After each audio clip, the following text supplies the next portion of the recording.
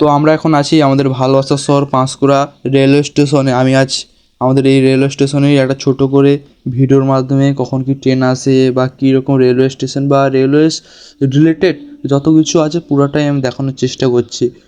দেখতেই পাচ্ছ আমাদের পাঁশকুড়া রেলওয়ে স্টেশন। তো অলরেডি আমাদের স্টেশন রেডি হচ্ছে, আর এখান থেকে সিঁড়ি হয়ে যেতে হবে। আর হচ্ছে আমরা এখন প্ল্যাটফর্ম থেকে উঠে যাচ্ছি। যাওয়ার পরে এই আমাদের রেলওয়ে স্টেশনে প্রচুর বড়, আর এখানে বিভিন্ন ট্রেন রাখার জন্য জায়গা রয়েছে। জায়গা ওটা আমি ঠিক নামটা জানি না। তো অনেক রকম ওখানে 7-8টা মতন এমনি কার সেট হয়ে থাকে ট্রেন। তার সঙ্গে সঙ্গে বেশিরভাগ বেসিক্যালি আমরা যে রেলওয়ে স্টেশনে যাই বেশি 50 থেকে 60% মানুষরাই হাওড়া যাওয়ার জন্য পাঁশকুড়া স্টেশনে আসে। তো অলরেডি হাওড়া লোকাল আসছে মেদিনীপুর টু হাওড়া, দেখতেই পাচ্ছ। তো তোমরা আমাদের পাঁশকুড়া স্টেশনে তো অলরেডি এসেছো, তো আজ সেটা নিয়েই ভিডিওটা হচ্ছে। তো তোমরা লাস্ট কবে আমাদের পাঁশকুড়া রেলওয়ে স্টেশন থেকে যাত্রা করেছিলে জাস্ট ভিডিওর মাধ্যমে জানিয়ে দাও। তো আমাদের অমৃত ভারত যখন থেকে হয়েছে তখন থেকে আমাদের এই প্ল্যাটফর্মটা রেডি হচ্ছিলো। অলরেডি আমাদের প্ল্যাটফর্মটা রেডি হয়ে গিয়েছে।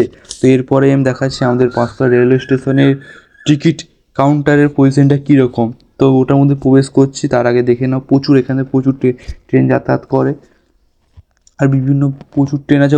আর এর সাথে সাথে আমি বলতে চলেছি আমাদের এই যে কত নম্বরে কী ট্রেন দেয় বা কোন লাইনে, মানে কত নম্বরে কী ট্রেন দেয় বা কোন লাইন থেকে কোন লাইনে যাওয়া যাবে, সেইটা সব কিছু আমাদের এই একটা ভিডিওর মাধ্যমেই থাকছে। তুমি দেখতেই পাচ্ছ পাঁশকুড়া রেলওয়ে স্টেশন। এখানে হচ্ছে স্মার্ট কার্ড দিয়ে টিকিট কাটতে পারবে। আর এর ভিতরে দেখিয়ে দিচ্ছি, দেখে নাও। আমি ভিডিও করার আগের মুহূর্তে এখানে এসেছিলাম, বাট অতটা লক্ষ্য করিনি। ভিডিও করার সময়টাই অত ভালো করে লক্ষ্য করেছি। জাস্ট দেখো বিদ্যাসাগর, রবীন্দ্রনাথ ঠাকুর, বিভিন্ন আমাদের দেওয়ালে করে বিভিন্ন পোস্টারের মাধ্যমে সবাইকে রেখেছে। আর এটা হচ্ছে অফলাইন টিকিট, ঠিক আছে। আর এই সাইডটা অনলাইন টিকিট ছিল। তো এইটাই আমাদের। এর সাথে রয়েছে আমাদের বিবেকানন্দ, জাস্ট দেখাচ্ছি দেখে নাও, উপরে রয়েছে।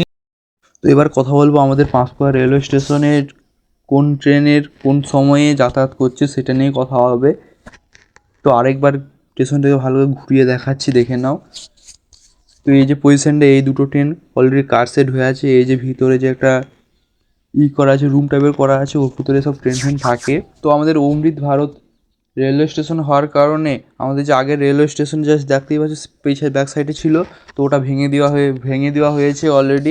আমি কিন্তু ছিলাম আজ 3টা থেকে 3:30 নাগাদ, তাই ট্রেন অতটা সেই টাইমটা ছিল না। আমাদের পাঁশকুড়া জংশন থেকে 1 নম্বরে দীঘা বা হলদিয়া লোকাল পাবে, আর 2 নম্বরে মেদিনীপুর বা খড়গপুর লোকাল পাবে, আর 3 নম্বরে সমস্ত এক্সপ্রেস যেগুলো দীঘা, হলদিয়া, এদিকে খড়গপুর মেদিনীপুর লাইন থেকে বেরিয়েছে। আবার 4 নম্বরে শুধু পাবে পাঁশকুড়া টু হাওড়া লোকাল, আর 5 নম্বরে সমস্ত এক্সপ্রেস যেগুলো হাওড়া যাচ্ছে ও হাওড়ার লোকাল পাবে, যেগুলো মেদিনীপুর বা খড়গপুর থেকে আসছে। আর এর সঙ্গে তোমরা পাঁশকুড়া স্টেশন থেকে কোন দিকে যাও জাস্ট ভিডিওর মাধ্যমে জানিয়ে দাও, বা তোমাদের রুট কোন লাইনে ভিডিওতে জাস্ট ছোটো করে জানিয়ে দাও। তো আমাদের এই দক্ষিণ পূর্ব রেলওয়েতে যা ট্রেনের সমস্যা, তো সবাই জানে, খুব মাথা ব্যথা করে দেয়। হয়তো একটা ট্রেন 1 ঘন্টা 2 ঘন্টা 2.5 ঘন্টা করে লেট। তো আমি অলরেডি ট্রেনে যাতায়াত করি বলেই আমি বলতে পারছি। তো তোমরা যাতায়াত করো, তোমরা এই ভিডিও পেলে অলরেডি বলে দেবে, রেলে চাপ নেই। তো যদি স্টেশনে মানে রেলওয়ের কেউ যদি ভিডিওটা দেখো, তো যা এটা একটু ভালো করে দেখার চেষ্টা করবে যে ট্রেন কটার সময় কটার সময় ঢুকছে। দেখি সেটা মানছি যে সবারই দোষ আছে এর মধ্যে, কাউকে বেসিক্যালিভাবে কাউকে একজনকে দোষ দেবো না। তো আমার এই ছিল আজকের আমার ভিডিও। তো তোমরা কারা কারা পাঁশকুড়া স্টেশনে এসেছো বা পাঁশকুড়া থেকে দেখছো, যার ভিডিওর মাধ্যমে জানিয়ে দাও।